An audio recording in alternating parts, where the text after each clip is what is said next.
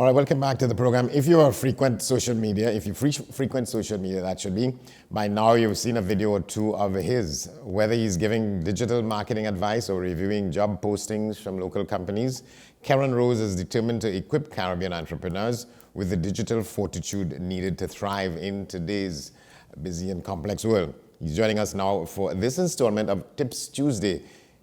He's a marketing e-commerce strategist, Keron Rose. Good to see you, sir. Good to see you as well, and thank you for having me. All right, so let's talk about that. If we're talking about tips, you know, the need for individuals to have multiple streams of income, why should we diversify when it comes to their monthly earnings? Well, I think everybody's bank accounts is a good enough reason when they're looking at, the rising cost of living. That's a good enough reason to start wanting to thinking about, diversifying your income. But aside from that, I think that, we're in a society today where, around the world, you're seeing a lot of layoffs happening. Companies, businesses are all transforming so that they could run more lean and more efficient so that they themselves can keep up with the times. It's a safe bet not to just rely on your one stream of income, which is typically from your job. We have many platforms and tools and ways that we can create multiple streams of income. That way you can kind of insulate yourself from just the rising cost of living, and also, in the event that you are part of an organization or an industry that is looking to kind of downsize. Now, how did you get started on this? Say that part again? How did you get started on this? So one of the ways that I like to tell people to earn today is to start learning digital skills. I'm not big on anything that is a get rich quick, none of that. I think right now, if you were to jump on Google and you were to type in digital skills, you're going to see things like web development, app development, copywriting, social media manager, proofreader. Like there's a laundry list of skills, artificial intelligence prompter. There's a lot of skills that we can learn today that would allow you to either earn jobs remotely and work for companies in various countries, or even become a freelancer and get on a platform like a Fiverr or freelancer.com, or tap into social media. That way you can get clients from around the world. And if you can learn any one of the digital skills that appeal to you, that's a great way to earn income, and you can kind of do that alongside working your 9-to-5 job. Yeah, because I was just coming to that to ask you whether or not, if you're not there, then you're not on the strain. If you're not living in a digital world, you're not on the strain at all. Yeah, correct. The fact that we are living in this digital world right now, your physical presence is not needed if you learn any one of the assortment digital skills. So for me, when I got started out, I was a tech blogger. And because I used to work at Apple back in Canada, a couple of other tech jobs, when I moved to Trinidad, the gap that I seen was in educating people about tech. So I was able to kind of create a few different streams of income just based on my knowledge around smartphones and tech. Blogging about the technology allowed me to earn income because I was able to bring traffic to my website and earn money through ads. I was able to get sponsorships through posts. I was able to do workshops to teach people about smartphone technology. I was able to open up a phone store. I was able to sell the products and do services for people, whether it be reprogramming their phones, Android boxes, just a wide variety of things. So depending on your passion and what you're looking to do, there are multiple ways you can create multiple streams of income within a niche that you enjoy. Yeah, can I ask you, so you were operating, one presumes, successfully and so on in Canada, you said, right? Why did you move back to Trinidad? Or this is just an itinerant stop, you're gonna move somewhere else again? Yeah. So that's one of the big questions that I get, because I know people are always looking to move out of the Caribbean and move into the UK, the US, or Canada. And I mean, I was born in Trinidad. Me and my mom, we left Trinidad when I was just a few months old, and I came back when I was just about 28.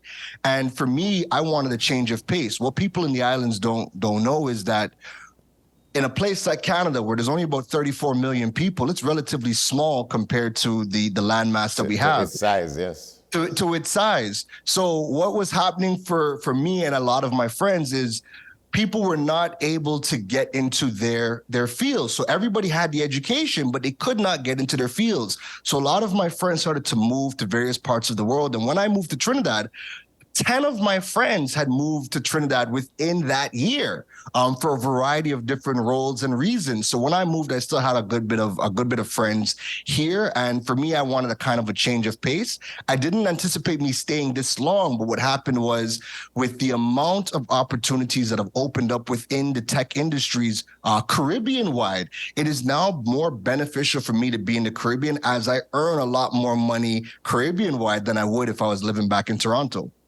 Yeah, well, my story is kind of similar. Well, not in terms of the money making, but I made a choice. I went to Toronto as well. I went to school and so on. But my ambition was always to do my best work and live my best life here. So I came back again. Love it. Against the advice of a lot of people. But I could imagine. But all right, so I want to go back to the issue. If you're talking digital money, and so we're talking Bitcoin, that kind of stuff, and how do you help people proof themselves from whatever the pitfalls in doing business that way? So I'm not into Bitcoin or Forex at all. That is I'm not involved in any of that. When I talk about e-commerce, what I do is I help businesses, people who actually have established businesses, take their business online and learn to sell their products or services online. So let's just say you were a baker and you have a bakery and you're accustomed doing the traditional stuff. You're getting up in the morning, you're creating your pastries, your breads and whatnot, you're selling it physically. My job as a digital strategist is how do we take your business and bring it online? How are we able to now sell your goods to the entire country? How do we create multiple streams of income? So I'll give you a couple of examples. One way is we know people are willing to learn how to bake. So if you were to start a YouTube channel and you're teaching people how to bake, YouTube is the only social media platform in the Caribbean that we are allowed to monetize. So YouTube will cut you a check in US dollars once you meet the minimum qualifications of 1,000 subscribers, 4,000 watch hours. You can make good money off your YouTube videos, and they do direct deposits right into local Trinidad banks or cut you a check in US dollars and they'll mail it out to you. If you wanted to create a recipe book, you can create a recipe book and sell it as an ebook, or you can go the additional mile, create a physical book, and you could sell that book on Amazon, whether it be in a digital format or whether it be in a physical book. You could then open yourself up to private classes, both in person and also virtual. So my goal is, how do we take your business and create multiple streams around that, and then learn how to market your brand so that people can find you online when they Google baker, when they Google cupcakes. We want you showing up so that you can drive more traffic to your business, both virtually and physically. Well, I've never really taken to trying to understand this before now. So what you're saying is that because I hear a lot of people talking about it, why it's useful and it's beneficial to get there. So you're saying you get money from these platforms themselves simply by the virtue of the number of people whose attention you attract, and then you get another stream of revenue by dealing with those people directly. Yeah, correct. So if you are creating content, right? So if you're doing your YouTube videos, it works twofold. You can, if your videos are on YouTube, because YouTube is a monetized platform that we have accessible to us here in the Caribbean. If you are getting views on your content, you're able to now get paid directly from YouTube. Let's just say if you wanted to get into something called affiliate marketing, which is essentially marketing other people's products and getting a commission. Anytime you go on a YouTube video and you look in the descriptions and you see people with links to to products that they were talking about. If a baker is saying, hey, this is the KitchenMaid, or this is the blender, this is the things that I use, and they're linking to those products on Amazon, they can actually generate commissions from that as well. And the more content you are creating and the more people like your content and they begin following you on your platforms, that's going to attract attention for people to want to come in and visit your physical store. So that's just a snippet of how your virtual presence can directly create income, but then also indirectly create income and drive traffic to your platform. Yeah, and you put an emphasis, and you spoke about it a little earlier. I want us to go back there. The sort of the imperative for diversifying your own portfolio. Yeah, so you need to diversify your portfolio today, because if you only have one form of income, right? If you're an employee or if you're a business owner, if you only have that one form of income, any disruption to that stream puts you in the red, or it sets you back a great deal.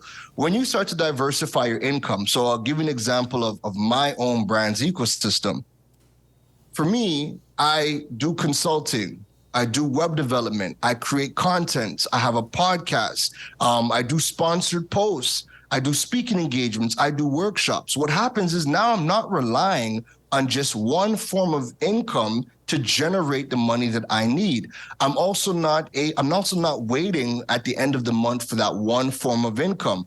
When you start to diversify your portfolio, you're going to start to see that you're going to be getting paid multiple times a month. And the more you grow your brand and you build your overall digital presence and you become a trusted leader in your respective space, that's going to allow you to start to charge more or create more opportunities where you're no longer limited just to Trinidad and Tobago. So even if you're an employee and you're thinking about, I need to get a raise, we know it's not that simple as just as going to your boss and asking for a raise, right? You need to start thinking about what are the things that I can do outside of my full-time job that's going to allow me to create a supplemental income. And again, it doesn't need to be anything that is a pyramid scheme or a Ponzi scheme. Start looking at digital skills, something as basic as learning how to use Canva. Every business, every entrepreneur needs to know how to create graphics for social media.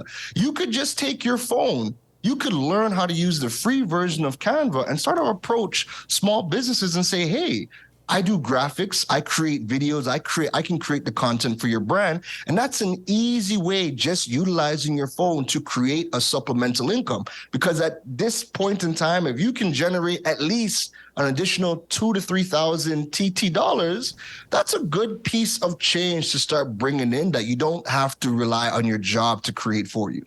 And you're speaking here principally to and about people who are now referred to as the millennials, right? You're not talking about people who you're looking at. Okay, so funny enough, right?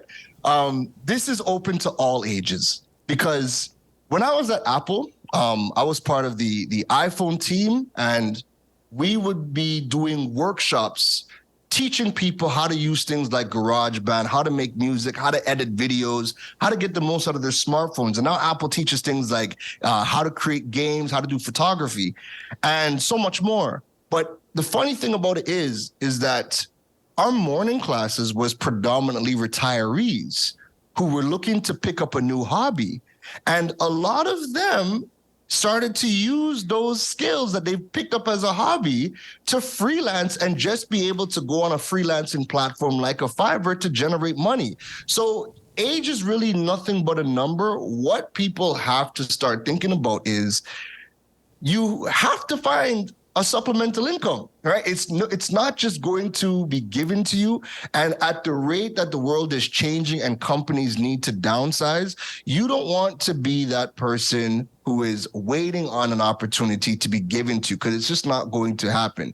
There are tons of things that you can learn right now at any age that you can start to do yourself. I think the key really is just to find something that you like, because even as you're getting into your twilight years, I'm sure proofreading is something that might come easy for you, or something you might find enjoyable to do. And that's one of the skills that gets paid a lot on the freelancing platforms. All right, well, you just gave me an idea there. Certainly. But thank you very much for talking with us, sir. Keron Rose, a.k.a. the Digi Boss. And that's our Tips Tuesday segment for today. Thank you for having me. Thank you very much. Thank you for having me. You're very welcome. Well, we're going to take a break, and when we come back, we talk education. We call Unleashing the Mathlete, and you stay with us. This is AM Prime here on WESN.